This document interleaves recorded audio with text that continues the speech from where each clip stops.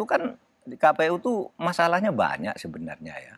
Masalahnya banyak dan itu harus bertanggung jawab semua. Saya kemarin cerita begini, ketika pendaftaran parpol bulan November, masih bulan November di tahun 2022, itu kan sudah mulai rame KPU itu dituding tidak beres karena ada partai yang seharusnya tidak masuk, yang seharusnya masuk tidak masuk, kan rame kan waktu itu sampai menjadi berita berhari-hari. Saya ikut nangani itu, ada sebuah partai tidak masuk, tapi ada partai yang kondisinya sama masuk, lapor ke saya nih, pimpinan partainya yang kebetulan wakil menteri, Pak, saya diperlakukan tidak adil. Kenapa? Itu partai si A itu sama ini kondisinya.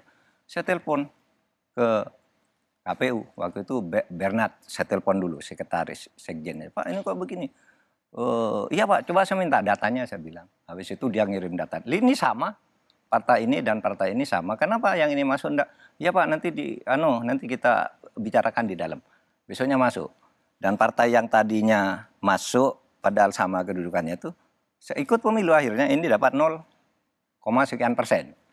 Tapi yang ini, yang tadinya enggak masuk, yang kemudian saya dorong masuk, ini sekarang dapat 2,7, hampir 4 kemarin, tapi turun, dihadang orang kan. Nah maksud saya sejak dulu KPU itu sudah bermasalah. Ketika waktu itu saya bicara. Ini ulah ketua KPU yang memang sudah diberhentikan secara tidak hormat atau memang kolektif kolegial seluruh komisioner? Kolektif, karena ketika hal itu terjadi ya, yang menjawab itu kan bukan ketuanya, yang membela mati-matian bahwa itu tidak terjadi. Padahal dia yang diberitakan menelpon orang ke KPU ke daerah. KPU daerahnya bilang ini yang nelpon nih gitu, tapi dia bilang enggak ada, itu hoax. Nah, berarti sejak awal ini sudah tidak beres pekerjaan KPU itu. Dimulai dari pada saat iya paling enggak November. Pemilu. Paling enggak November 2022 saya sudah telepon mereka, jangan main-main lah saya bilang. Ini pemerintah loh yang dikira nangani KPU ini, saya bilang. Waktu itu saya belum cawapres kan. Karena waktu itu Bapak Menko Polhukam jangan dikira pemerintah ikut ngatur-ngatur partai mana yang bisa masuk, partai mana yang tidak boleh masuk. Lalu saya bicara padahal itu sebenarnya intensi para komisionernya KPU. Iya. Lalu saya bicara langsung ke Hasim. Pak Hasim itu gimana tuh? Kok ada kasus? Iya Pak katanya. Anak-anak tuh ada yang mau diatur orang luar aja katanya. Saya sudah beritahu jangan mau diatur oleh partai-partai gitu. Artinya dia ngakui itu secara implisit bahwa itu anak buahnya bermasalah. Nah masalah lain itu penghambur-hamburan dana. Iya kan? Yang disebutkan masa seorang komisioner mempunyai 3 mobil dinas. Yang 2 mobil dinas untuk komisioner.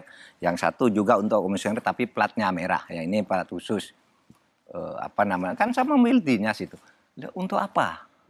Untuk apa mobil dinas seperti itu? Kan gitu. Kan 1 aja cukup gitu. Kalau rusak pasti ada cadangannya, ada sekjen. Kan gitu kan? Yang ini namanya mobil dinas. Nah itu semua tuh menurut saya harus ya tanggung jawab. Cara bertanggung jawabnya itu jangan bilang oh itu hoax, bahwa kami ikut itu hoax. Dulu Hasim juga bilang hoax. Ketika Hasim dilaporkan, Hasim bilang itu hoax, nggak benar itu. Yang ya kan? Tentang perempuan emas. Perempuan emas, wah itu hoax. Yang ini juga, ini coba diadili dulu nanti hoax itu. Ternyata terbukti. Sama dengan pernyataan orang-orang KPU yang sekarang ini. Itu semua hoax, berita tentang kami kan gitu jawabannya. Ya dulu bilang hoax gitu. Ternyata terbukti. Sekarang Anda bilang hoax gitu. Kenapa tidak bertanggung jawab moral aja? Dan itu tidak akan mengganggu jalannya pilkada. Pak Mahfud, ketika Bapak mengatakan semua komisioner KPU harusnya punya panggilan moral, merasa malu untuk mundur dari jabatannya. Karena memang mereka secara kolektif kolegial tidak menunjukkan integritas sebagai seorang penyelenggara pemilu. Pak Mahfud, Ketua KPK yang jadi tersangka saja bisa dengan bebas main bulu tangkis, Pak. Nah itu soal moral juga kalau itu betul. Jadi ketika kita bicara soal ada panggilan moral, saya tahu bahwa ketika Ketua KPK untuk pertama kalinya terjadi sejarah lembaga anti rusuh ini justru menjadi orang yang menyuap dan kemudian memeras. Sampai sekarang kasusnya tidak jelas kemana, masih bebas dengan main bulu tangkis dan kemudian seolah merasa bahwa tidak apa-apa. Publik melihat bahwa ya udah memang tidak ada sesuatu yang harus disikapi secara serius tentang panggilan moral, tentang seorang ketua KPK yang jadi tersangka masih dengan bebas main bulu tangkis? Dua hal saya katakan itu. Satu, rusaknya hukum dan sengkarut politik di negeri ini. Karena orang itu sekarang tidak punya standar moral. Hanya bisa main-mainkan aturan saja. Jadi standar moral itu kan sebenarnya apa? Iya, bisikan hati nurani bahwa ini salah. Tapi dia, wah saya belum ada putusan pengadilan nih. Boleh dong main bulu tangkis. Boleh dong main kemana. Uang belum diadili, kan gitu. Nah itu berarti standar moralnya rendah. Yang kedua, soal kasus Firly itu saya juga heran. Karena ketika Firly itu ditersangkakan, 2 kali saya undang Kapolda ke rumah saya. Pak Kapolda, ini mau pemilu loh, jangan ini. Kalau memang tidak ada bukti, jangan mengada-ada nih kabarnya Anda mempolitisir nih kasus Firly. Enggak Pak Menko, bener ada. Kami bertanggungjawabkan pasti. Gitu, membawa diskrimumnya atau apa dia ke kantor saya. Jadi waktu itu saya yakin betul ini, oh Firly betul itu Kapolda yakin. Sampai 2 kali saya. Pertama saya undang ke rumah saya, yang kedua saya telepon. Itu gimana? Katanya mau ada penggeledahan ke kantor KPK. Jangan dong, saya bilang ke kantor KPK digeledah gitu. Malu itu. Saya bilang begitu waktu itu. Siap Pak Menko, kami jaga nama baik. Nah tahunya yang mau digeledah rumahnya kemudian pindah. Pindah jadi KPK. Betul.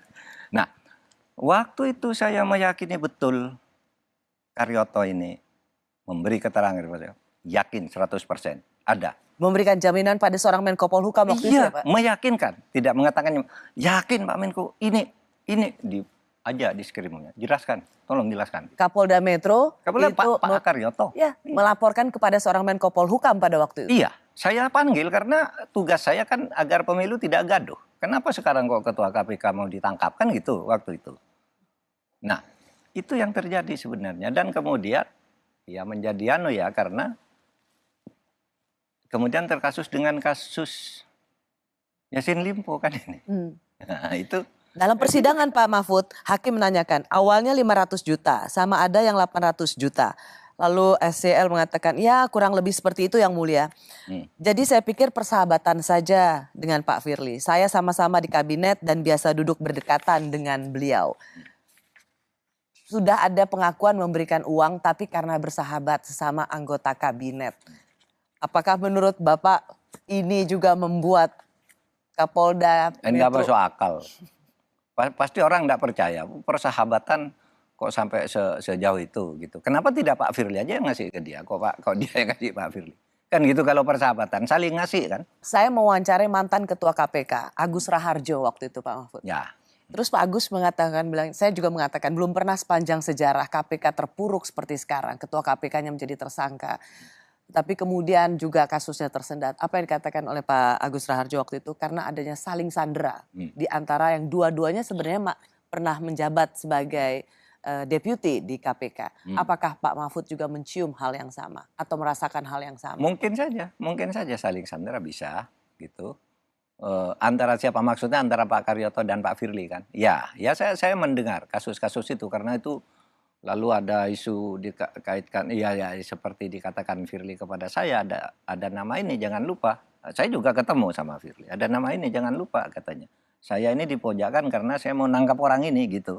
Ada seorang lah di Jawa Tengah gitu. Macam-macam lah, itu biar berproses gitu. Itu bisa saja terjadi, tapi itu bagi saya tidak penting. Yang penting semuanya itu diungkap dengan benar agar hukum ini bisa ditegakkan dengan baik gitu. Jadi begitu yang kasus. Karena saya tahu waktu Pak Menko Polhukam, Pak Mahfud menjadi Menko Polhukam, saya tahu masing-masing menghadap Bapak sendiri. Iya. Kapolda Metro menghadap Bapak, Ketua KPK menghadap Bapak. Jadi saya membayangkan pasti Bapak mendapat semua jadi dua orang yang berbeda. Iya. Dan kemudian Bapak melihat loh ternyata hasilnya hanya seperti ini saja. Bapak nggak gregetan ngeliat ini? Oh ya gregetan dong. Saya mendengar di podcastnya Pak Mahfud, sudahlah terserahlah dulu juga ngomong begini, ya nanti juga ngomong gitu. Sebegitu putus asa juga atau sebegitu terserahlah Pak. Seorang Pak Mahfud juga gitu Pak? Putus asa sih enggak, tetapi ya semacam sindiran keras lah. Dulu juga ngomong begitu, ternyata lain. Sekarang ini lain lagi.